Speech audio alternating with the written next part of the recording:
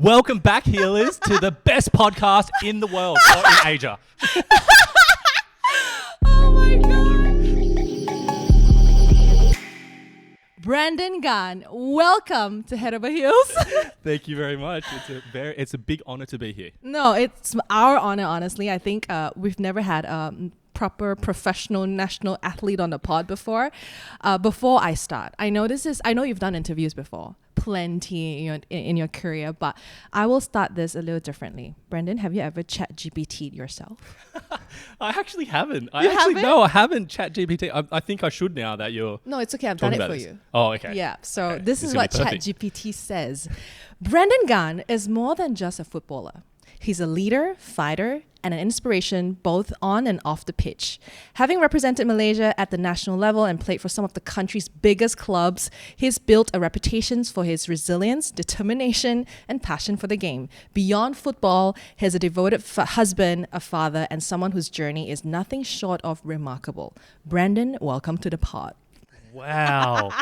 I need to pay ChatGPT for that, right? That's crazy. That was amazing. This is my first question. I said, hey, ChatGPT, I'm interviewing Brendan Gan on my podcast tomorrow. How would you introduce him? This is what it says. I didn't give any extra prompts. It's already there. So then how much of this podcast is ChatGPT now? No, just this part. Just this part. Okay. Everything else is from our heart, okay. Promise. And our lots of research. We've stalked you from the start of your career until today. But anyway, guys, I know a lot of my listeners, they're not like football fans. Mm-hmm. Personally, was never really into football until much recently. I started watching a little bit. So maybe you could, how should I start this? Okay, well, let's start with your Instagram bio. Do you know what's on your Instagram bio? Oh, I think there's like a few promos for comedy and stuff, but then also there's one quote. Do you remember it? You don't remember? I do, but I always botch this. Okay, let's try if you got it right, because I have it right here. Okay, let me think about this. It's quite long. Yes, exactly. There are no great people in this world, only great challenges in which ordinary people rise to meet. Well, that is correct. I love that quote. It's one of my favorite quotes. And I think I've said that in a team meeting before. Yeah.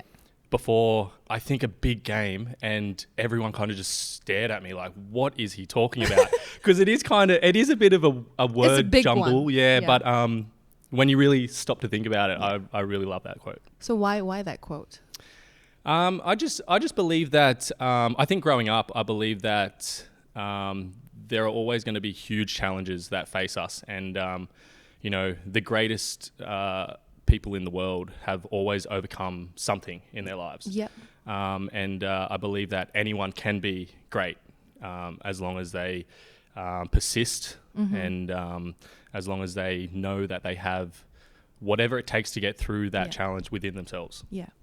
I kind of have to preface this. I feel like a lot of you guys must be like, why is he here on the pod? Guys, Brendan is one of the most, how do I put it? I've met you for a while now, right? About a year now.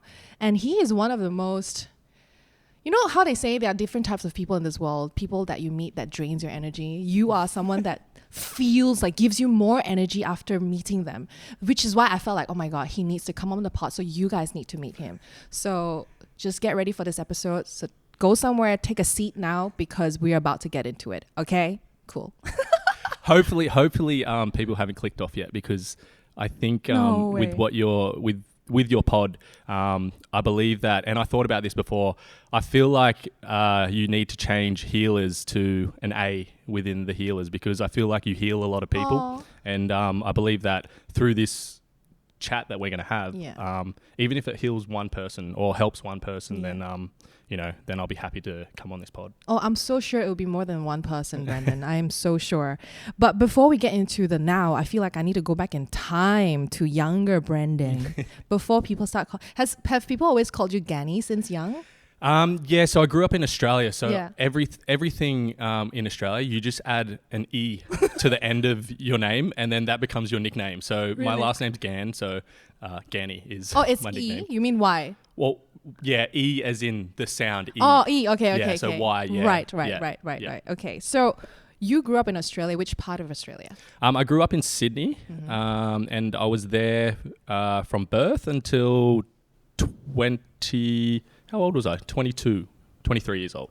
Then I came to Malaysia to For pursue, football. For football, yes. I feel like everyone's got a start. Like, what was your start like?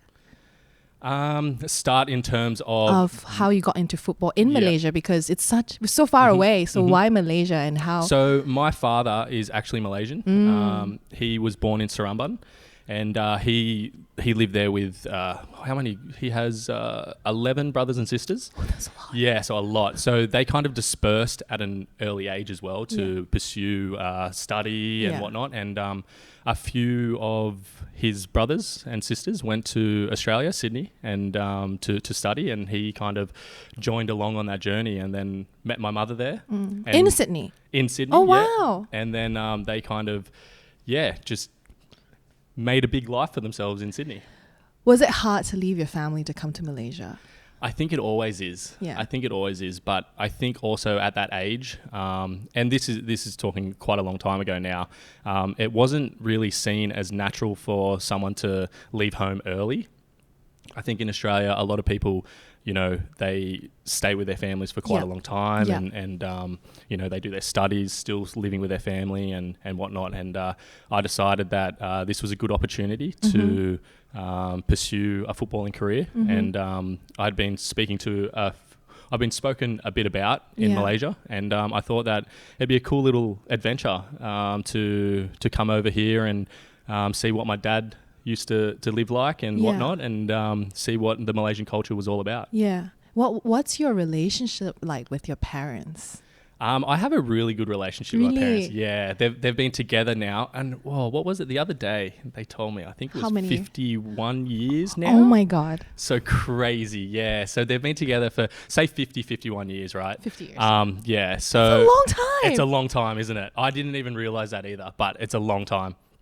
And... I've always had a great relationship with them. My parents sacrificed so much for myself and my sisters. I've got 2 sisters that are both older. I think that's why I probably have a little bit of femininity about myself as well. You have that touch, I feel. I You are feel like I able do to a make little us bit. feel safe, and like the way we talk, like just different from every other man I've met. Okay, I feel that. That's really nice to know. Really. But I think that just came natural from my sisters. They always were the ones to sort of guide me through life, and then my parents gave me everything that they could and set me up into a position where I could pursue something that I loved, which was football. Yeah. Was being a professional athlete ever been a dream of yours? Oh, that's a good question. Some people chase for it. Yeah, right. I don't think I chase for it. Growing up in Australia, you tend to, if you speak to a lot of Australians that grew up there, they would say that they played multiple sports. I was sort of invested in everything across the board. My parents tried to put me in every sport possible. I grew up with asthma, so pretty bad asthma. So they made me do swimming to expand my lungs and help my lungs out. Then I did football, I did badminton, did tennis, cricket. Wasn't so good at that, but I was involved in a lot of different sports. So I don't think it was a dream as such, but I think it grew into a dream probably around 12, 13 years old. Quite early still. It was still early, yeah, but I think that was a time where I had my first real glimpse of representative football, which in Australia would be just sort of like a getting into an elite sort of level, and that was kind of the pathway for myself. And I was probably seen as not if people understand football, not really technical ability in terms of like being able to dribble people and do crazy things. If everyone knows Lionel Messi, I know Messi. Right, so I wasn't like him. I was more of the guy that ran around and just worked really hard. And that was kind of my style that I grew up with. And I think that came from a background of playing in many sports as well. So, it developed into a dream, but I don't think it started as a dream. Well, you've made quite a name for yourself in football here, even though it didn't start off as a dream. Now a lot of people, especially younger men, boys, look up to you to want to do what you do. How does that feel? Is it crazy to look back? It is pretty crazy. Yeah. It is pretty crazy. Now that I can see, can look back. I feel like that's the same for you, right? You know, everyone watches a podcast or watches your journey along the way, and they take inspiration from that, and also you can help people turn what you do into a dream as well, you know? And I think it's going that way a lot with social media and everything like that. But I think with football and whatnot, I didn't want it to just be about football, my journey. I didn't want to also make it about my problems as well. But I thought to myself at the same time, if I can help someone with my issues or problems or challenges or obstacles that I've been through, then I should be able to share you know, what I've been through as well. Yeah, for sure. We will get into that later because I feel like that is something that not a lot of people really know. Maybe they know the title of it, like what happened. We didn't really get deep into before. But like one more thing I have to ask. Not sure if this is a sensitive question, but let me know if you're not comfortable asking. But athletes in general have quite a short career span, right? And do you feel any pressure of the uncertainties of what comes next? Because you've been in it for so long. How many years? So I turned professional in 2008. So my math is bad. It's been what, like 16 years? Is that 16? I think so. Did I just quick math that? My math's so shit. Don't ask me. Mine's pretty poor as well, right? That's why I turned into a footballer, right? So, but yeah, around 16 years now, and it's been a crazy journey, and I think what you're talking about in terms of uncertainty, I think that runs throughout a footballer's whole career, because essentially, as a footballer, you're going from contract to contract anyway, right? So let's just say you start off as a young boy or a young girl getting into elite football, professional football, or even a professional sport that's team orientated, and you're signing a contract for maybe a maximum of 4 to 5 years as a young up and coming star or whatever you want to call that, right? So at that time, that's the time where you hone your skills, you get comfortable, you experience what professional football or professional sports is like, and the dedication that you have to put in. But then it comes to a point where you get to the middle of your career, and then those contracts, if you aren't the best player, those contracts tend to be 1 to 2 years now. Right? So now you're going on a 1 to 2 year basis. Now this could be in terms of moving house to moving to a different state, moving to a different country. Then that creates another problem, right? So you've got to think about all those consequences as well. And then that 2 years comes up. Now I need to find something else.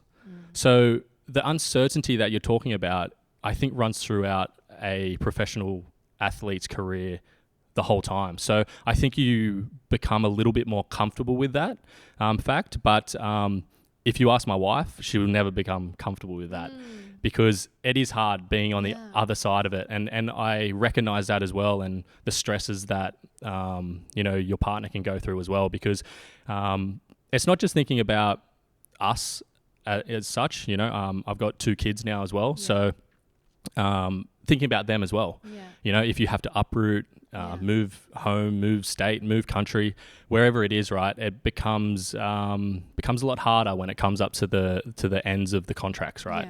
So I think I become a little bit more comfortable, or maybe if you've seen that meme of there's always one person in a relationship that's highly stressed, and then there's always that other one that is way too chill. You're the chill I think one? I'm way too chill about it. But I think I should probably be a little bit more stressed about it than I am. But I think because I've just been through it for so long that it becomes a little bit more comfortable. But at the same time, there still is that tendency for the uncomfortable feeling to creep in. I like how you talked about how it's hard for you, but could be even harder for your partner. So for those of you who don't know, Brendan has a wife, and her name is Elise. Hi, Elise, if she's listening to this.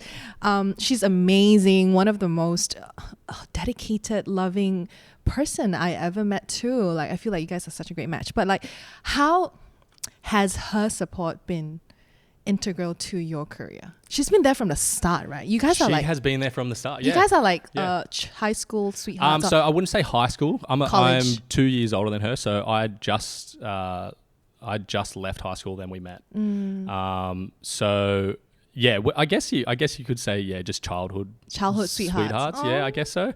But yeah, she's been there basically from the beginning of when I turned professional. Wow. And her support has been immense. Like I can't even speak words on how much it has meant to myself and my career as well, because I think there's so much high stress in my profession that you have to be performing day in, day out, whereas I speak to a couple of my friends and they have an office job or whatever, and it comes down to a performance review at the end of the year, and then that's the stressful time for them, whereas day in, day out is stressful because day. You have to perform, otherwise you don't get chosen, then you don't get the best contracts, then you don't get the best teams, so it becomes very stressful day in, day out, right?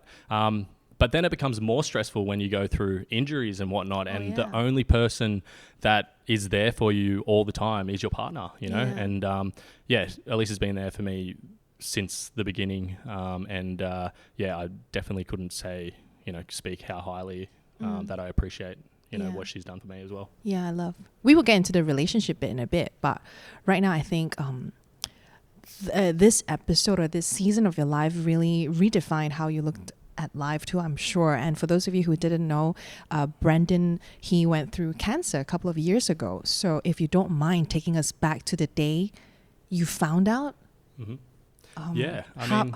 what was going through your mind? Like, how did you process it? Yeah, well, so prefacing that is that before that, during my career, and I think this makes up a big part of how I took on the cancer side of things, but to preface that is that I also had 2 ACL injuries throughout my career, and they were earlier on, and I'd say an ACL injury is probably up there in the top for a professional athlete. Yeah, probably top 3 hardest injuries to get through. There are a couple others there that surgery and whatnot and everything is quite difficult to get through, but an ACL injury, and I'm sure a lot of the viewers have known someone or has themselves been through an ACL injury. And for a professional athlete, that could be career ending. I've seen so many careers ended by an ACL. I mean, obviously back in the day as well, especially 10 years ago. I know when technology is not as advanced as today. Right, exactly. So technology these days allows you to get back quite quickly. But back in the day, I did my ACL playing in Kelantan at the time, and that was probably one of the hardest times that I'd ever been through, because other players that I'd known had gone through that and they'd never made it back, or they'd make it back and just not the same player, right? They couldn't do things how they could do before, right? So I took that kind of as a challenge, and I went back to Australia. I did my surgery. I did all my rehab there. It's probably about a 12-month full rehab of an injury, and then literally the next year played for the Malaysian national team and tore my other one. So that was my second one that I went through. But the first one, I kind of took it as like a really cool challenge. Like, it was this exciting time because I hadn't been through anything like that before, and it was quite exciting to sort of see a new process, because I loved actually learning about my body and because we use it all the time in our sport, so it's quite interesting to me. You're the first person who says an injury is interesting. Yeah, well, I took it that way, right? But obviously there were so many days where I was down and out, and didn't want to get up and do the rehab, didn't want to go to the gym, didn't want to do something to help myself, right? But got through that one, and then the second one happened a year later. Different side. Yeah. So that one hurt the most for me. The monotony of knowing what I have to do every single day was the part that really killed me a little bit, because it was super hard to be able to get through the second one just because I knew the process. And that was probably, I would say, the hardest time that I had during my career. Which club were you playing for at the time? Oh, so I came off contract at Kelantan, and I played for the national team heading into a thing called the Suzuki Cup back in the day. And I did my ACL in a friendly game leading up to that competition. So I was actually clubless at the time, which is harder, no? It's harder as well, right? So and I knew that that's another 12 months out. So that's another season out that I would have to deal with, and then who's going to take me after the season that I have out, right? Right. So I took it as a challenge, but obviously it was a lot harder of a challenge. But because of telling you that story, I think that has led me to when I did find out that I had cancer. I went away on. It was actually during COVID times. Like peak COVID? Which year? Peak COVID? I'd say it was probably. It would still probably peak COVID coming to the end side of it. All right. But we had a camp over in Dubai. Like a national team camp in Dubai. And we were on lockdown in a hotel. So there was 3 teams locked down in one hotel. The doors were chained together. You couldn't go outside. Yeah. And then one day during that camp, I had this, I guess, an hour of pain. And for those of you who didn't know, I was diagnosed with testicular cancer. So so then I had this big pain, and I think probably about 6 months before that, I had been doing some self-testing and stuff, and I've sort of felt like a small sand grain, I would say. It wasn't even probably big enough for anyone to just think about, okay, I'm going to go check this out. Yeah. So I asked my wife, and she was like, why don't you just go get checked out? There's nothing to hurt with going and get checked out. So, I went to one hospital, and they got me standing there, basically naked, and which is really weird to do in front of strangers and 3 women and a male doctor. Oh my gosh. And so that was quite a confronting time. But he said, he was basically like, let's just go get an ultrasound, go get it checked out. So I went down there, got it checked out. He said, look, everything's come back pretty fine. There was, a small little mark there, but just keep an eye on it. I think you're fine though. And this was probably about 6 months before the pain. Oh, this is the sand grain that you found. Okay. Right. So the whole process of that was what kind of put me off a little bit. I was very rushed. He was pushing me in and out, not really even like looking at me when he was telling me about this, kind of just blowing it off like it was nothing in it. And I had this feeling that it wasn't right. And so I said to my wife, I was like, I'm not sure about this. Should I get a second opinion? And at the time, MCO couldn't go out too often. It was quite difficult. So I kind of just put it off for 6 months. Then I had that pain in Dubai, and I thought to myself, all right, come back, do the quarantine that I had to do here in Malaysia, the 2 weeks, and then go see a urologist straight away. So I went into the urologist, and that was the day that my life changed. And I went in there with full hope of coming out of there with the doctor also saying you have no problem. Yeah. So I'm quite a positive person, and I think very optimistically. And so I went in there and I was thinking, this is going to be great, no problems. Walked in there, great urologist, really, really loved his energy that he gave towards me. He was very jovial, very happy. And he said, look, let's just take a look, let's just have a look. He was all happy, this, that. He had a look, and I could possibly say he has the worst poker face I've ever seen in my life, because I'd have never seen someone's face turn from so happy and laughing and having jokes. He knew that I was a footballer, and his face just changed straight away. He said to me, basically, need to get you into ultrasound straight away, but I'm going to bring in my head of the ultrasounds because I want this done properly. Yeah. So I had to wait probably 20 minutes or so, and lucky enough, I had one of my friends there who was going through a similar sort of pain, just in a different area. I was lucky to have him there because, he really, really helped me out throughout that day as well. Yeah. So walked down to the ultrasound.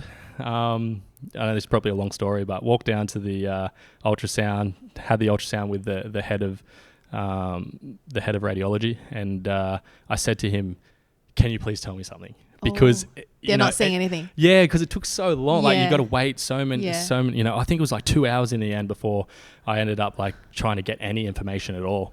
And I said, "Can you tell me something? Can you show me something?" He said, "I can't tell you what it is because I don't know, but I can see things, and it's definitely a tumor."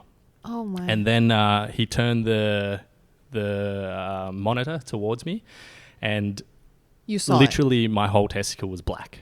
And the other one was okay. Yeah, the other one was fine. Oh. And I'd never seen anything like that. And I was just like, okay, tell me what you see. And he goes, look, I have to leave that to the urologist to let you know. But yeah, there's definitely something there. So I went back up to the urologist, and basically he said, yeah, you have a tumor. It looks pretty aggressive at this stage because of the fact that I said I'd only been checked 6 months or so ago. He said it looks pretty aggressive, so I need to put you into surgery tomorrow. The next day? The next day. And to preface this again, when I went to Dubai, we thought the best thing to do was to send my wife and he would have been 1 and a little bit years old. Koa? Yeah, he would have been just over 1, to send them back to Australia, because otherwise they would have been here by themselves for a long time, because I went to Dubai for a month, that's right. this, that. Okay. So yeah, I was here by myself. Oh my. And to find out news that I had to go into surgery, I said, can it wait, like a few days at least, because I need to talk to people, need to process it. What if I need a second opinion, or a third opinion at that stage?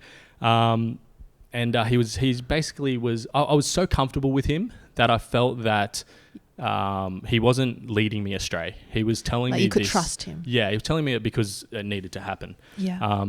So I think that was the hardest part, in being able to leave the hospital, tell my club, first of all, because they would want to know where I am. Yeah, of course.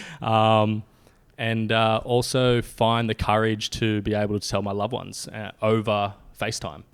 And that's so hard. I don't know how you guys use FaceTime and whatnot, but you never start the conversation with, "Hey, I've got a problem." Yeah. You always start it with, "Hey, how's your day? Yeah. What have you been up to?" Yeah. And then I was talking to my son, and he obviously couldn't talk too much at that time, but he was showing me things, his little cars and stuff, and it was amazing to see, right? So I just sat in my car in the hospital car park. Yeah. Probably the hardest conversation I've ever had to face in my life. And it was a lot of tears. Of course. I basically just told my wife if, she needs to go sit down, and I need to tell her something, and can Koa go with, the grandparents for this time and stuff. And I don't think there was a dry eye in any of the phone calls for sure that I made. Yeah. Oh my, thanks for sharing. Like, I know you don't really talk about such a personal part of your life on a public platform like this, so I really appreciate it. No, yeah, I've said this to you before. I feel so comfortable, and I've seen so many of your podcasts that there are so many people out there that are going through something or trying to heal from something as such. I'm probably one of those people as well, and to gain inspiration from anywhere that I could at that time, I was willing to take it, for someone, and I'm sure that there are people out there that have partners or family or friends that are going through something like I did. And it's also an awkward situation. I try to put myself in the head of someone that's close to someone going through cancer, and it's an awkward situation for them because you can't really help as such. You feel so helpless. Exactly, right? Yeah. So and you don't know what to say. That's the hardest part. It's like, do I try to say you're going to be okay? But you don't really know, right? You don't know. So do you go down that route of saying you're going to be okay, it's going to be fine, everything's going to be right? Or do you go down the route of just saying, I'm here for you, or is like, what is enough? Right? And I think that it's super tough when you haven't been through it yourself to know how you would react to that situation, or how you would want people to react to your situation. And I think that was the hardest, because I wanted to be so positive about it that I was like, I'm going to be fine, guys. Don't worry. Everything's going to be good. I'm going to fight this. I'm going to get through it. Yeah. Whatever it is, the surgery process just had to happen because it looked aggressive, and we just had to take it out, right? Get rid of the tumor. So that's, in my head, that's all I thought was going to happen. Right. Just take the tumor out, right? But again, they go through a biopsy process. They have to figure out what type of cancer it is. They had to basically see all the details around the cancer. And he came back to about a week later after I had the surgery. And basically said that I had 2 types of cancer in there. One was quite a basic cancer, and then the other one was quite an aggressive cancer, which I had some lymphovascular permeation, which means that there was seen that the cancer could have spread somewhere else, basically. Right. That's what they said, and they said the only route to go down is we either monitor it or we take action. And my doctor was pretty clear to me that I needed to take action, and that was in the form of chemotherapy.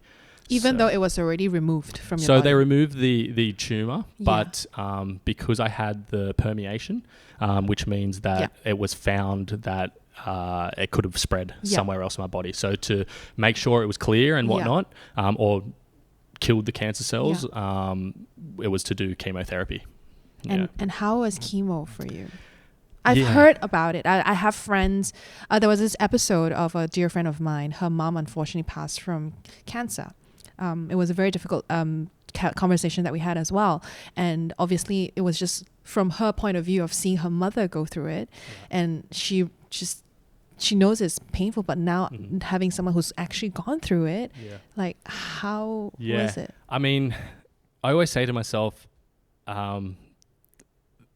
from what I heard in that room, from other rooms around, I went through it easy. Oh, shit. That was probably the hardest part because I didn't really know what I was going through. But again, I think that my mindset of going through those challenges of the ACLs kind of prepared me. Yeah, prepped you somewhat. Mentally prepared me for a challenge that I was going to go through. And in saying that, in a crazy, weird way that my mind works, it was a new experience.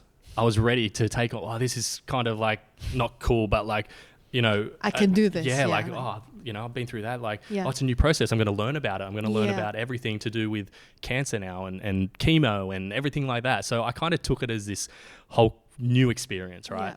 Yeah. I think maybe that was me just trying to stay positive, and I think that's my character as such. Yeah. But obviously I had days where I did not think that I could go another day with chemo. But again, I went into it with an open mind and positive attitude, and I had probably the best oncology nurse I could ever ask for.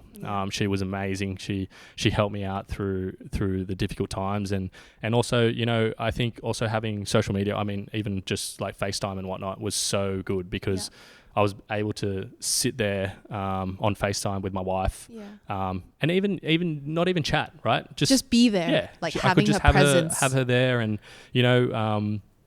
I knew that if I thought of something, then she could take my mind off it or whatnot, right? For sure. But I went in there, and the first 2 days I had to do. I only had to do 1 cycle of chemotherapy, thank God. But and 1 cycle means like how long? So that's the hard thing. That's what I thought it was, right? Oh, yeah. I thought it was like chemotherapy is the same for everything, right? Yeah. But it's not. It's not the same for every type of cancer. Okay. 1 cycle could be different for breast cancer. One cycle could be different for testicular cancer, for lung cancer. They could all be totally different, right? And use different drugs as well, in different forms. Yeah.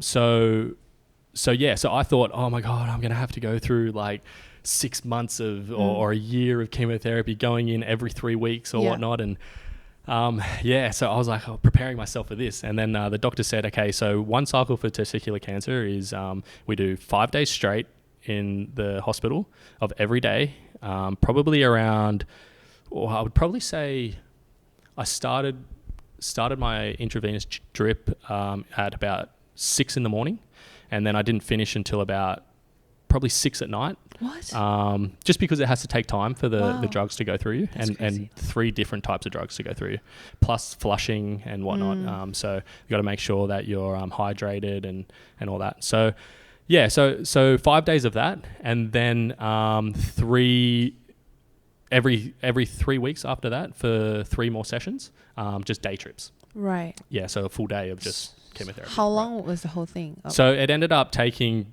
probably, I'd probably say, I don't know, 2 months. Okay. To get through. That's 1 cycle. 1 cycle. Yeah, probably around that. Yeah. But a lot of the time is also like letting your body recover. Yeah. As well. So I went into there thinking, this is going to be okay. The first day, second day, I was fine. Felt a little bit weak. But I was getting through it. Third, fourth, fifth day, it was one of the hardest things, because as soon as I saw the nurse, I just started wanting to throw up every time I saw my nurse. And I'm like, I'm so sorry. It's got nothing to do with you, I'm sure. But every time you walk in, I just want to vomit, right? Yeah. So it's like the body knows what you're about to go through. That's exactly what the doctor said to me. He came in and said, I think you're just having a reaction to that side of things. So so that was tough. But again, the things that I heard from other rooms within my ward, I felt so sorry for the women. There was a woman going through breast cancer and chemotherapy, and I think she was dry reaching for probably 8 hours of the day. Oh my! And I just, every time, it was like an hour, I'd ring my bell. I'd be like, is she okay? Yeah. Like, because she's been dry heaving for literally the last hour or two. Can you help her? And they're like, oh, that's just the symptoms of chemotherapy. So I guess everyone has different reactions to chemotherapy, and some are positive and some are very, very negative, as I've just told you. But I think it didn't become real to me until I lost my hair. That was the moment that both my wife and I just, we were tearing up over that, and I needed her on the phone to be able to even just shave the rest of my hair, because I would wake up and just have clumps of hair everywhere. I could pull my hair out, no problems. I had big bald spots everywhere. So I think it became that time where I was like, okay, just embrace it. Shave your head, that's okay. And then kind of at that time was when I thought to myself, this is the perfect time to be able to tell my story. And at least get it out there that I'm going through this struggle, going through this challenge. If anyone's out there, I'm doing it, you can do it as well. Like, we do it together. We got this, right? Hey guys, thank you so much for tuning in. Now, if you've been here for a while, you would know that we've been growing the podcast on our own for a while now. And one way you can really support us is by subscribing to our channel, following us on social media, and interacting with us. Leave a like, comment, react, anything if any of the episodes resonates with you. Even better yet, if you love it, share it so that we can reach more people like you. I know they're just small gestures, but they mean the world to us, and I know they will leave a big impact. Now, back to the episode.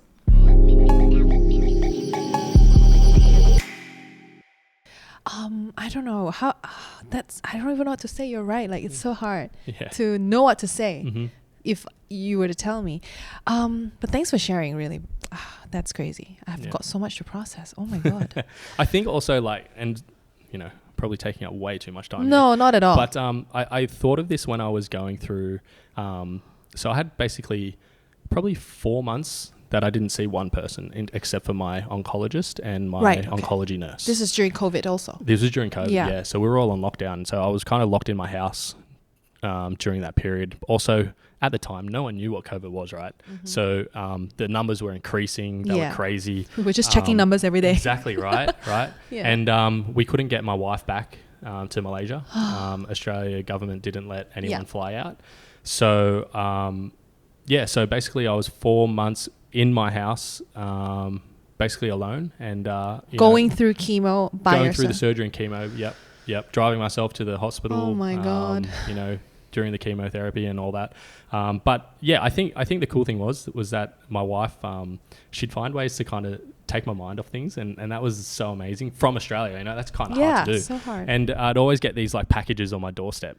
And one of the times was this puzzle, this 1,000-piece puzzle, which it's not that big, but I mean, like, it's still a challenge, right? And it's I thought, big. I've got. What are you talking about? I mean, it's not. I don't think I can do a 50-piece 1,000. Yeah. So she gave me this 1,000-piece puzzle, and I like to use this as an analogy, and I've said it before, and I would sit down, I would do the puzzle. And it was the most frustrating thing I've ever done in my life. Trying to do a 1,000-piece puzzle was very frustrating. But I came up with this analogy because of the fact that I tried to relate it to what you're saying. What do you say to someone going through this? How do you help, right? Yeah. And I kept questioning myself. What do I want from people around me? What do I want from my support? Do I want someone to smother me and and basically, just tell me what to do day in, day out, or do I want someone to just be there as someone to talk to, right? Yeah. So doing this puzzle, I would get to a point where I would find one piece, right? And then I couldn't find a piece for so long. And then all of a sudden I'd walk away, take a break, I'd come back and I'd find one piece. The piece that you were looking for. Right, I'd find that piece. Yeah. And then that piece led me to 4 or 5 other pieces. I'd go bang, bang, bang, bang. And it was so weird. I was like, what's going on? How is this possible? I'd find one piece. And then it must have been just like this focus or this elation of finding one piece that I would find 4 or 5 other pieces, right? Yeah. And I was sitting there and I was thinking, I was like, oh, I think that's what I want from people around me, my support. Just be that one piece to put there, then I can find the other 5 pieces that goes into it, right? And to say that, it was kind of like this thing, like, just do the smallest of gestures, right? Don't say, sorry, you've got this. Don't say, I'm so sorry about this, that, blah, blah, blah, because people going through that, they don't really want to hear that. They're already going through it, right? Yeah. So it's just to be there for them, right? Check in on them. Yeah. Say hi. That's it. Just treat them as normal people. Yeah, I think they want to feel normal. Yeah, right? Exactly. Yeah. Exactly. I think the thing is you want to take your mind off it, right? Yeah. So have a normal conversation, and that might be that one puzzle piece that now brings me out of saying I can't do this. Yeah. I can't go on any further. I can't keep doing this chemotherapy. But having that one piece, that one conversation might then say to me, oh my God, I'm so much more positive. Oh, I can do this. I've got so much to live for. I've got, this is gonna get me through. So I use that as an analogy, like in terms of finding that one piece will lead to other pieces for that person going through it to be able to find their own way. Oh, wow. That's such a great analogy, actually, to give that one piece, and that's maybe all you need to do. Yeah. Don't have to try to give that, oh my God, I don't have 5 more pieces for you. I only got one. Is that okay? Right? Right. I like that. I feel like as a friend now, I'm so glad to have you here right now. Being able to tell me what you just did. Yeah, I mean, like I've known you, for a year now, and like following you, being so positive, I relate to you a lot, and I think that in saying, you inspire people in your own way. Hopefully, I can inspire people in my own way as well. Oh, 100%. And together, if even, and I'm sure you think of this yourself, if you only help one person, then you're going to be really super happy with that. Yeah, I'm happy with just one person because you never know what one person can do for someone else too. Right, exactly. Right, it's like you said, just give them one piece, that one person. Yeah. And also, I just want to give a shout out to Elise, your wife. Yes. What a superwoman that she is. Yeah. And now they are in Sydney. Yeah, they're in Sydney. So I didn't see them. I didn't see my son and my wife for 10 months.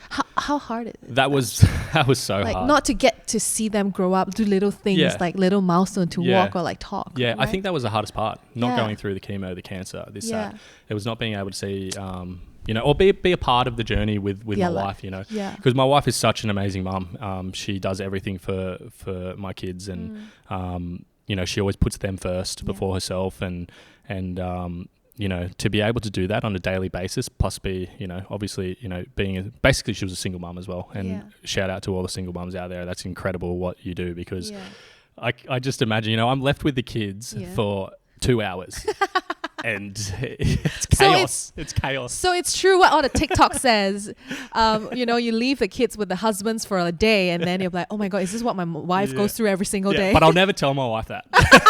I'm like, no, it was the best day ever. Like, we had so much fun. They were angels. Everything was perfect, But it's the quick cleanup 5 minutes before she gets back.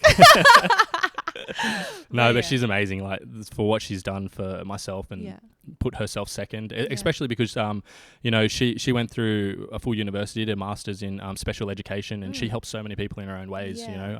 She teaches children with autism, and to give back to that, and then obviously put her career on hold to then now follow me, and also be a mum at the same time, is truly incredible. Do you ever feel guilty?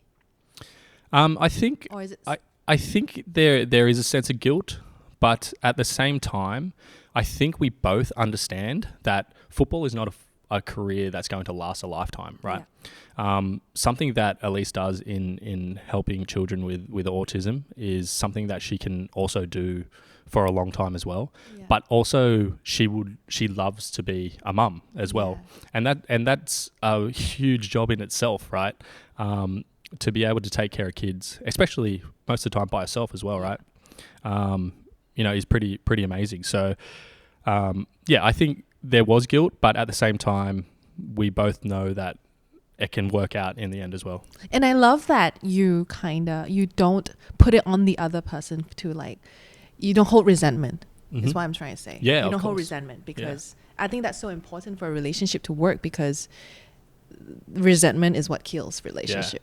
Yeah. And this is huge sacrifice. I'm talking about huge sacrifice, right? To maybe put her own passion and career on hold so that you can pursue yours. Yeah. But maybe her turn will come a little bit later. Right. But you never know. Right. I mean, like, it's not even just like career as well, right? It's also friends, family. All her family is in Australia. Her friends were in Australia at the time she moved over here. We kind of came over here on a whim and said, I think we can make something of it, have an adventure, have an experience. And it's been, Malaysia's been nothing but great to us, and I love this country, and Elise does as well. Yeah. And, we've found a life here, and, it's been amazing so far. Yeah. So you said that, football is not forever. And would you say you are coming close to the end of your football career? Yeah, of course. How old? What is, I don't know, what is retirement age? Well, there is. What if you can still play till 50? Well, there's Cristiano Ronaldo, right? He's 40. Yeah, exactly. So I guess you can play till as long as you want to play. But again, that comes down to a lot of situations as well, how your life's being situated in terms of, what your kids are doing these days. A lot comes down to not just you family. anymore. Right, exactly, right? Because we moved over here because it was just me. And then my wife moved over here because it was just us, right? But now when we have responsibilities of raising a kid and in the best environment that we think for them, it becomes about them as well at the time. So, I am definitely coming towards the end of my career. I think I'm that player that's always been really professional about my job and my work. And I've always given my 100% to whatever that I was I'm doing, and that was football. And I'm probably, if you ask many players within the league, they'd probably say that I'm one of the most professional in terms of taking care of myself, taking care of my body, doing the extra training that nobody sees. It's not just the one on the field, it's also off the field, getting in the gym, going to the physios, getting your massages, doing your recovery properly, eating properly, sleeping properly. Diet's a big one. So I would say I'd be one of the most professional within Malaysia, but I take pride in that. And I think that's gotten me to this stage in my career. Otherwise, I don't think I would have even gotten this far. Really? Yeah. Definitely with the injuries. I've seen you play before too. I've seen videos, and there was this kick where you were doing, I don't know, going, your legs were up in the air, but you scored a goal. I'm like, holy shit, that's not human. Sometimes How do you do that? Sometimes when you close your eyes and you swing your leg, cool things happen, right? I just watched a video of Cristiano Ronaldo kicking the ball. Yeah. He's not even facing the goal. He was facing away, and he kicked backwards. Yeah.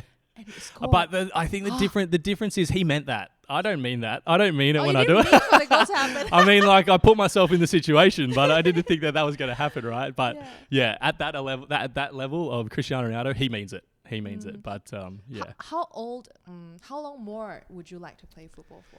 That's a good question, and I go through that in my head all the time. Some days I'm like, I want to play till I'm 40. I want to play till this and that, or then some days I'm like, do I? And then in my head, it's do I go to training? Do I still enjoy it? First of all, every day you have to enjoy it, right? Yeah. Do I go to training and enjoy it? Do I go to a game and feel competitive still? Do I go to training and still feel like I'm one of the better players? Do I feel like I'm losing something in terms of physicality, in terms of mentally? And at the moment, I don't feel like I'm losing too much. At the moment, I feel like I've kept my body pretty good and pretty good shape, and try to stay as fit as possible and do the right things to pursue further a career. But as I say, I go through those struggles every day through my head, so it's quite tough. Yeah. I guess this is something that we'll just have to wait and see, especially for your fans listening to this right now, right? I'm sure they're like, oh, is Brendan Gan's going to continue? Like the season's about to end. At the point of this recording, I think the current season's about to end in about a month's time. So then there's like a short break. That's also when you need to make a decision, right? Exactly. Because then you need to decide for the next season. Correct. Okay. To be able to figure out what we're going to do. Yeah. So I hope by the time this episode comes out, you guys will kind of know what's happening, because you will probably have to make a decision. But you have such a positive outlook on life, like you said, and I know a lot of young men come to you, like your fellow players come to you for advice, because like you're like the big brother to them too, like a mentor. What are some of the recurring conversation or topics that you get all the time from like your younger peers? Most of what the funny thing is, what are they struggling with? Yeah, most of it is the mental side of things, and I think that's a huge thing in an elite sport. Yeah, and I think you see that in every sport across the board. All across social media, you see these tennis players going off and doing these crazy things, or saying these wild things, or having these moments of not having clarity of what they're trying to do within their sport. And so most of the time it's and because it's a sport-based, a team-based sport, is that not everyone can play, right? That is true.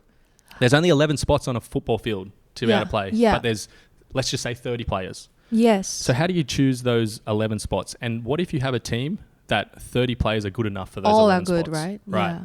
So now how do you manage that? So if you are a coach, then most of the time you're managing the mental side of football players. Yes, you put in the side of tactics and how we're going to play and trying to perform under pressure and whatnot on the field, and learning different techniques and whatnot, which I assume is in most jobs. You have to progress, right? But I think it's more the mental side. If you're a good coach or you're a good leader, it comes down to the mental side of things. And that's trying to keep the boys who aren't playing a lot, keep them motivated, keep them wanting to perform, right? And that's not always easy. You have to be a really different type of person to be able to say, you know what, I'm just going to try my best. I'm going to go out there, give my all. And if it's good enough, then I'll be chosen, right? But also there's that other side where players, it's easy to fall into a trap of he has something against me. The coach has something against me. Either the coach has something against me, the management might have something against you, or maybe you just don't fit into the plans of what the coaching staff want, right? And that becomes super easy to fall into. So easy. It's because now there's a reason. Yeah, it's not you. It's not me. It's not me. I'm not the problem. It has to be someone else, right? I'm doing doing so well. Has to be someone else. It's so easy to put the blame on someone else, right? But I think they were the most of the conversations of trying to keep the boys motivated and trying to keep them training well, because the only way for those players to prove themselves is during training, right? Because that's the only time they get to show the coach. If they're not playing a lot, then they don't get to show the coach, right? You don't get to prove yourself. Right, exactly. So, the mental side is that usually those are the conversations that I would have a lot with the boys, and I think they would also say what were the conversations, that they would also say that as well. Yeah. Okay. When it comes to like athlete talks, is it true that there's this locker room talk? What is your definition of locker room talk? I did a Google search. ChatGPT? I asked, and then I think they say, I don't know, it can be anything. Can we talking about girls, talking about anything, or just really like conversation that you just had? I think it's quite a spectrum. Right. So I'll put it back to you. I'll put it back to you. I'm not an athlete, so I don't know. Yeah, I'll put it back to you. So do you... I know you have lots of girlfriends. Yes, I do. And when you go out, have a nice dinner together, have a few drinks together. What do we talk about? What do you talk about? A bit of everything. Yeah. Boys, men. It's the same thing. Right. But I think when it comes down to the boys, and I'm not sure, you could tell me this. So, I think when it comes down to the boys is that there's a lot of banter. So it's a lot of, and banter these days, I think it's quite toxic. The banter is quite toxic. But, example? But it's not like, I think it's toxic in the terms of that when guys banter with each other, it'll be almost like paying each other out, like making fun of each other. Right. And being able to mock them. In a way, mock them a little bit, in a gentle, funny, friendly way. Like, hey, bro, you're my bro, but like, I'm mocking you still. But it's back and forth, right? So it's not just one person going bah bah bah bah, you know, and then hurting their feelings, because then that's. Do you participate in these banter? Yeah, I mean, like we all do. I think it's because I think that brings the bond closer, right? So I'm sure you have banter with your girlfriends as well, but I think it could I don't know this, but growing up with sisters, the banter turns into bitchiness.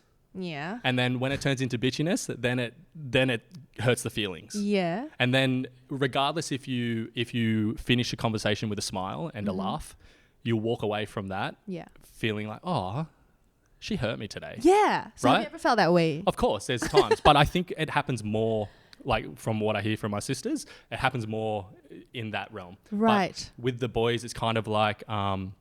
you know, it was like whether you missed a shot on the field, and then you'll make fun of the shot. Them. Yeah. But it's kind of like, it's harmless in a way, but also if someone takes it the wrong way, it could hurt because they actually made a mistake, and they would love to have scored, but they didn't. Exactly, right. So it can go both ways, but I think it's very similar to how women react with women and men react with men. I think the locker room talk is only said in that regard because of the fact that it's a team environment. You know, there's a lot of hormones going on there, a lot of masculinity, and the egos of people want to be one up on each other.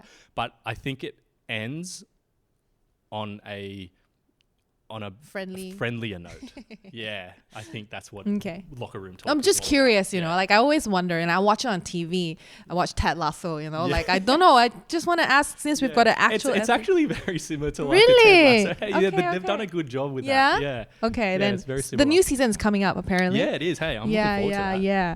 Okay, you know, like when it comes to vulnerability. The word right now. I really want you to keep doing this until you get it. I can't say the word. What happened to me? When it comes to vulnerability, got it.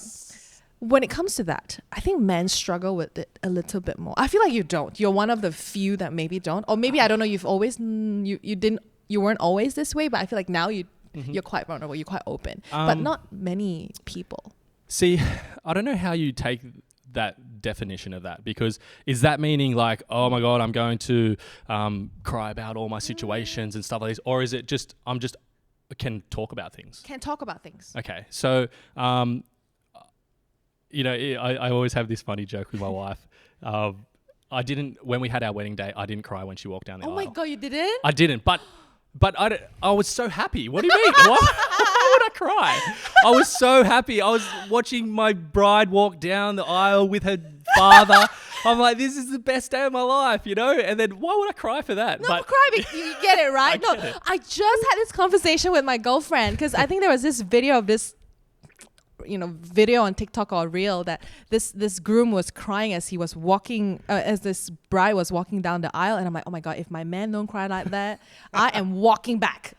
But what if you saw in those wedding photos after the biggest smile you've ever seen on the face in that photo? Yes, of course. I'm joking, by the way, obviously. But like, I think where we're coming from is like, you love them so much that you can't believe this is happening, that tear of joy, not tear of sadness, of course. Right. Yeah, I mean, like, there's a lot of stress coming up to a wedding as well. Oh my gosh, there's a lot of stress. There's a year of planning and trying to make sure that flower is white, not off pinkish white.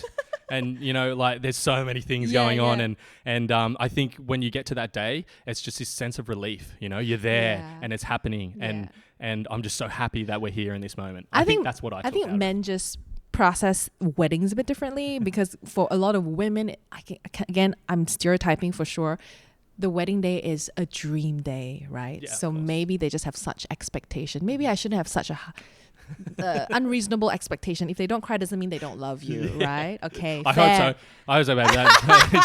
I do love you. No. But I don't know about being vulnerable. Do you find it I don't cry a lot. Okay. Just the way you talk about what you went through. It was a very matter of fact. Yeah. I think I have moments of when I do cry. Yeah. I'm good for a couple of months. I'm good. Oh, I've so done once you cry, you're good for a I'm couple done. months. Unless it's like, this crazy sad, Of course. movie or something Do like that. you cry when and you then watch? I'll hold it in like, I'm not crying. But in terms of being able to talk about things, I'm pretty open to talk about mostly anything, Again, it comes back to if I can help someone, then I'm so happy to be able to do that, And then if, there's 100 haters and one person that I've helped, then that one person is all I care about. Yeah. I mean, that's you, Brendan. That's not a lot of other men, right? I feel like in general, men do struggle with, let's talk about being vulnerable in a relationship, to talk about how they truly feel. Not a lot of men, or at least maybe in my conversations with my girlfriends, oh my God, my boyfriend's not really telling me how he feels. Oh my God, I don't know how to open him up. And that's a constant conversation I do have with my girlfriends. So I think also, though, that in saying that, it's also hard as well, because if you really love that person as well, there also comes this point of I don't want to hurt their feelings, or I don't want to make something so small become something big if it doesn't have to, right? And I think that's what is what you're saying. Sometimes a small thing that you keep in is worth it to keep in because of the fact that you're trying to help them. But is it really helping them at the end of the day? I think that's the thing that you struggle with in your mind. Whereas I know like women that, or most of the women that I know, they want to talk about things and be able to open up and express themselves. But it's also hard, I understand, to be to have the ability to talk about something which could possibly hurt someone as well. Yeah. What about toxic people? How do you deal with toxic people? I know you're positive, but what if they're so toxic? Like, you just want to punch their face. Like, how do you deal with people I'll try like and that? kick him on the soccer field.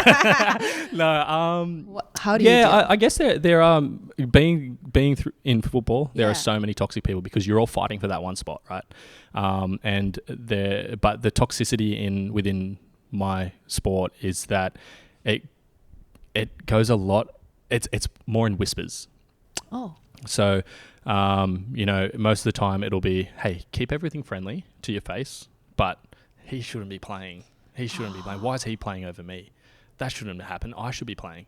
I'm better than that guy, right? But it's so easy to say that. So that's why I don't think of it. I don't try to acknowledge it. You don't take personally? No, because of the fact that I understand it. They want to play as much as I want to play. If they think they're better than me, no problem. That's that's their opinion, right? They're allowed to have their opinion. But at the same time, they've got to prove it, and if they don't prove it, the one key factor is the coach at the end of the day. If he plays me over you, or you play over me, then I've got to accept that, right? We all have roles within our team, and I think it goes to life in general as well. We all have roles within our relationships, and when it comes to football, there comes to a point where if I put it to Cristiano Ronaldo, that he's going to play every game, right? Yeah. He's going to be the main star of that team, right? He has a role. Whereas another player in that same exact team might be the role of being on the bench, comes on the last minutes because we know that he's going to give us everything and he could score a goal for us when the other team's tired, right? So we all have a role in our relationships, in our team, and it's just understanding that role and then trying to progress out of that role to a better role or to another role. And so I think when we understand that position, especially when I talk to the young boys, if they're just starting and coming up and they're on the bench for a little bit and they come on for a little bit of a few minutes, for them to progress is to show in training, to show in those 5-10 minutes they have, show something. Yeah. Even if it's the smallest thing, even if it's just to show courage and heart and the ability to work hard. That shows a lot more to a coach or to a leader within the team to show that you're willing to do that, even with less minutes. Yeah. So it comes all down to roles. I think that's applicable not just in football, in a regular office job. Maybe you don't get as much chances as your colleagues, but I guess when you're given that small chance, you just show up anyway, right? Yeah, right. And then I think a lot of people though, will take the easy way out, right? It's like quit. It's like water, right? It's going to take the easiest path. Yeah. And I think a lot of people see it that way. They haven't had those challenges, or they don't want to accept those challenges and make them better. Yeah. Just like I said about that quote at the start of to be great, you've got to take on great challenges, right? Yeah. And if people don't want to take on those great challenges, then you're never going to go further. Yeah. Can we talk about your relationship with Lise real quick before we wrap up? Now, my team tells me that about 50% of our viewers are millennials. And you know what that means? Back pain, neck ache, tight shoulders, and legs. You know, I know. I'm right there with you. But that's where Vital comes in. They are a chiropractic clinic that focuses on natural, specific care using the Gon stick technique, which is a very precise and thorough approach to spinal health. Now, they don't just anyhow crack for the sake of it. They treat every patient uniquely using science-backed understandings of the nervous system and biomechanics to find the root cause of your discomfort. And it's not just for people in pain, really. It's for anyone who values long-term health, nervous system, function, and performance. So whether you sit all day in the office, hit the gym, or you play pickleball every weekend, your spine matters. And chiropractors at Vital believe that healing should be personal, not one size fits all. So if you're curious about chiropractic care and want to try a trusted clinic, I can personally vouch for the treatment at Vital. They're located in PJ, and you can find their IG at vitalchiropractic.my. It's vitalchiropractic.my. Now, let's get back to the episode. I would love to know, the way I see you guys is like couple goals. I know you hate, people in a relationship don't like being said they're couple goals, but I feel like you guys really have so much to give, not just to each other, but for the people around you guys as well. Curious, right? Like you said, you guys have been through so much from day one, from long distance, in between your relationship, in between your marriage, and having to be parent, long distance as well. What are the key building blocks in your healthy relationship? The most important that you think cannot be compromised? That's a good question. It's tough to say because I think everyone's different, the way that they go through their relationships. Sure. And what works for them might not work for others. It also, like I say this to go off track a little bit, but also to go with parenting, right? Mm-hmm. Everyone's like, what's the best parenting tip? Yeah. What do you guys do? And can you give us advice? And I'm like, well, my advice is to find your way of doing it, because my way might not work for you, right? Your child might not respond to the way that I do it, right? My child might not even respond to the way I'm doing it, right? I don't know if I'm doing it right. I don't think there's any right or wrong way to parent, right? And I don't think there's any right or wrong way to navigate your relationship, as long as it works for you in your relationship, right? But I mean, like, the thing for us is hugely about trust, and trust not in the normal sense of a relationship, in terms of being able to be there for each other. Trust that I'm going to be there for you when I'm in need.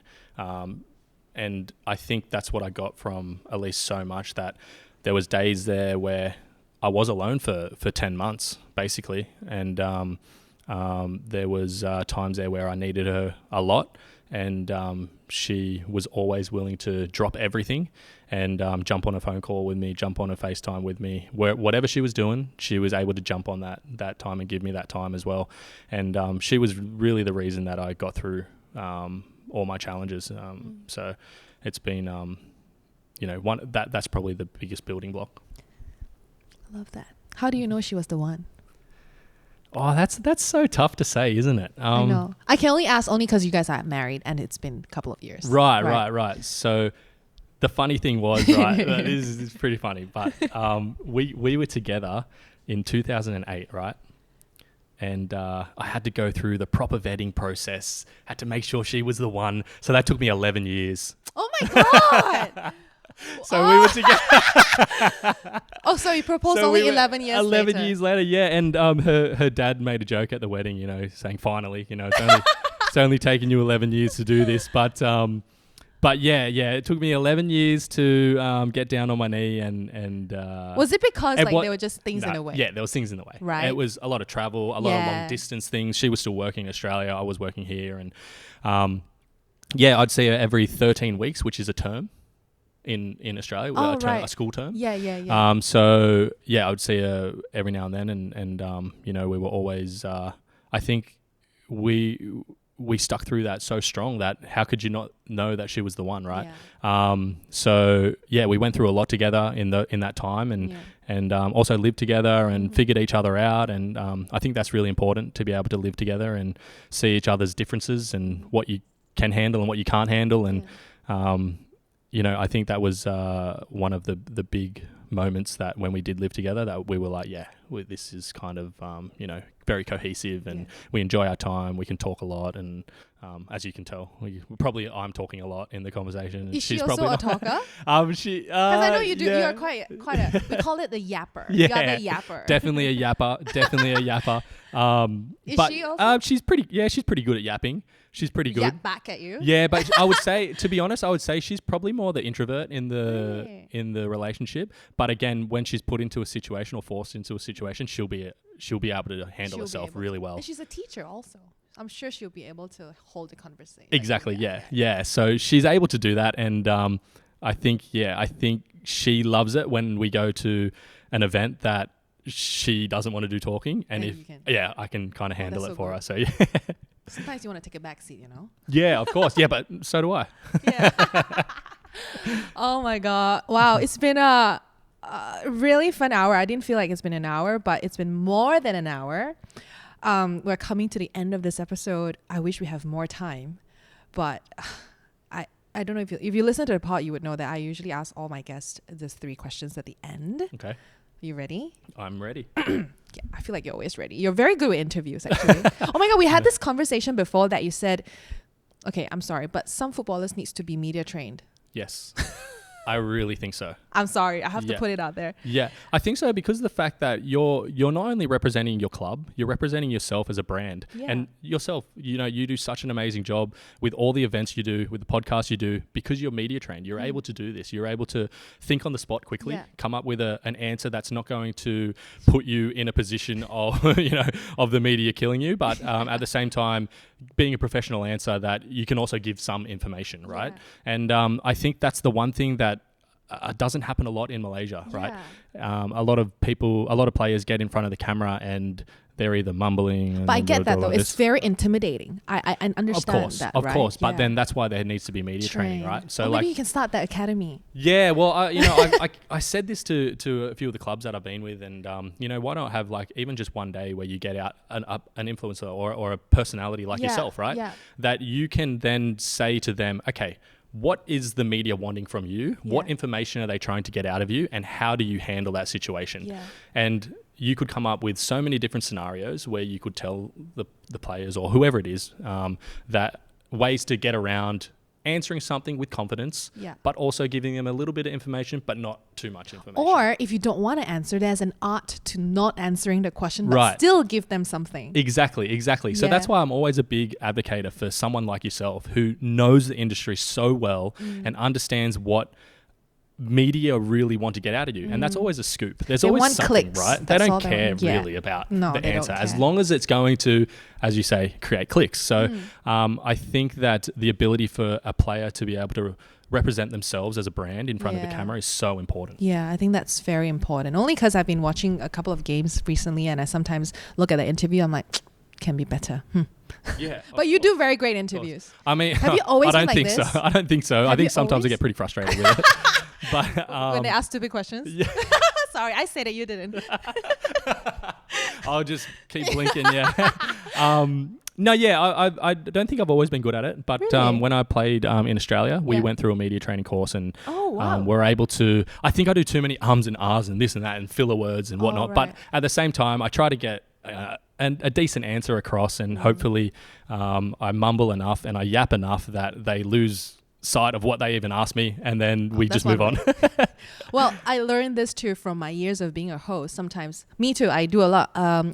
Like this, I've learned the power in the pause. You said it. Like, it's okay.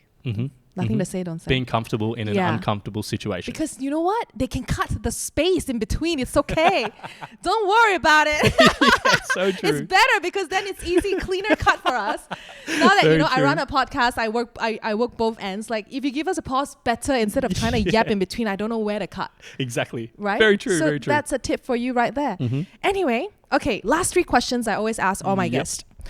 Brendan, what are you currently head over heels for? Other than my wife and my kids, Good question. I haven't seen them in a bit. We've been apart for about a month and a half at the moment. But yeah, other than that, which is my number one, you know, I love football. I was going to say, don't say football. I know, but I really do. I love football. I really love football. It's my passion, and you know, at this present time, that's the perfect answer. Yeah. I don't know if I can ask this. This is like kind of sidetracked. Which club was your favorite stint?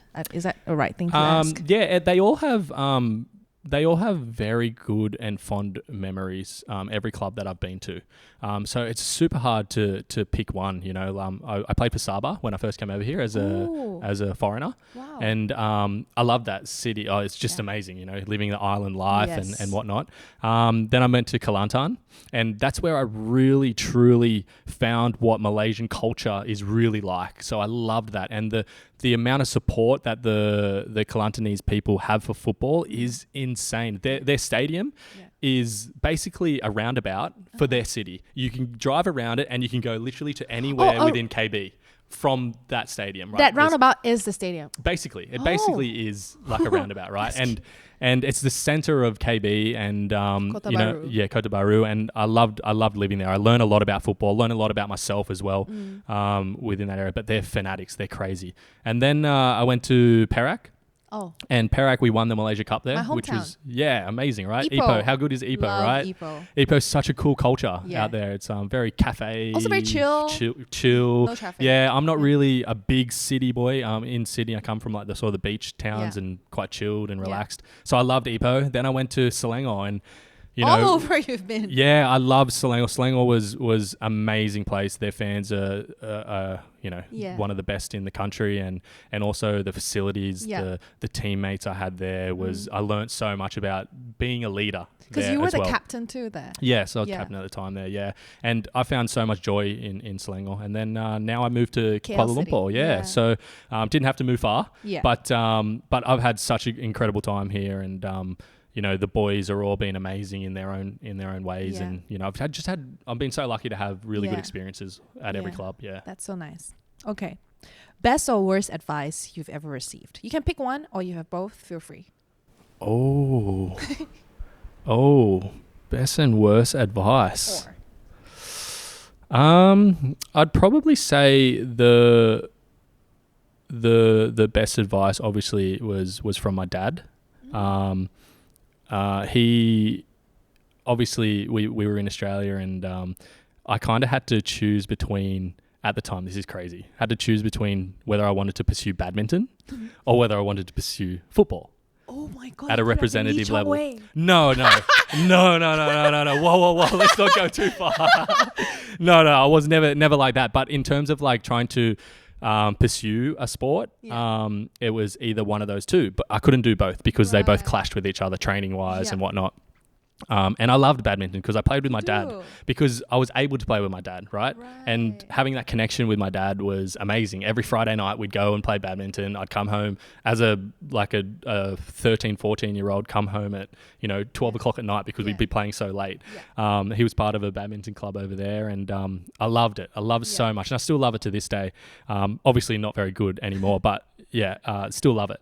But I had such a struggle to choose between them, and he literally just said to me, "Which one do you love the most? Which one do you want? Which one do you feel like you could love in the future as well?" And I believe that I picked the right way in terms of football, because also it's a team sport. And I always love to be able to bank on my team and also be able to help my team in any way possible. So that's probably the best advice that my dad gave me.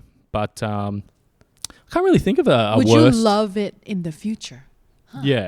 Yeah. Would I love it in the future? And I think that was a big gamble. No. I don't know about gamble, because of the fact that badminton's not crazy big in Australia. But it's big here. But I didn't know that, right? Oh. I didn't know that at this age. Yeah. Okay. But I knew that I would love football, and I think that was because of the camaraderie that I had with my teammates, right? Yeah. Makes it so much easier. Yeah. Worst, if you have. If not, it's fine. Oh, I don't know about worse advice. Maybe a coach saying from when I was going to leave Sydney, my football team in Australia, saying probably not a good idea to move to Malaysia.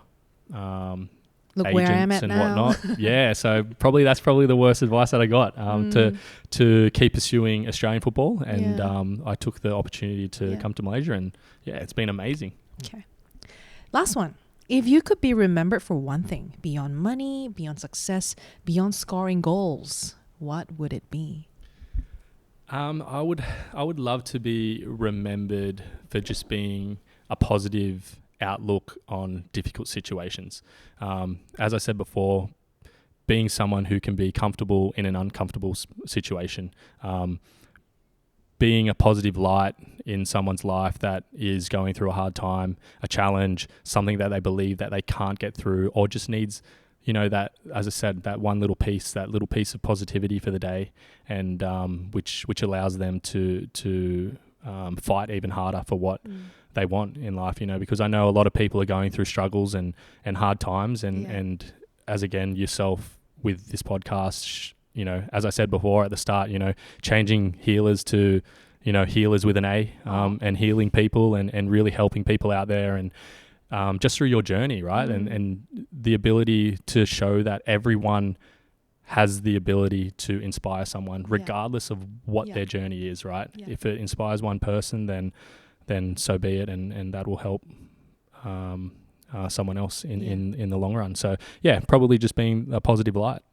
And you already are living that for so many people. Well, I hope to continue that. Oh my God, Ganny, you should start a podcast. I don't know. I can't talk like you. We will do it for you. Oh my God. You should start a podcast. Oh my God. You never know, guys. We're manifesting it. Okay, so you can be my mentor then. Yes. I don't need to mentor you. I feel like you know what to say. We'll just help you with the setup. You just sit down. And then that could be your post-football career. That would be cool. I'd actually love to be able to. And it would be called Let's Begin. It has began. It has began. There we go. That's my hashtag that I've always had, by the way. Yeah. It has began.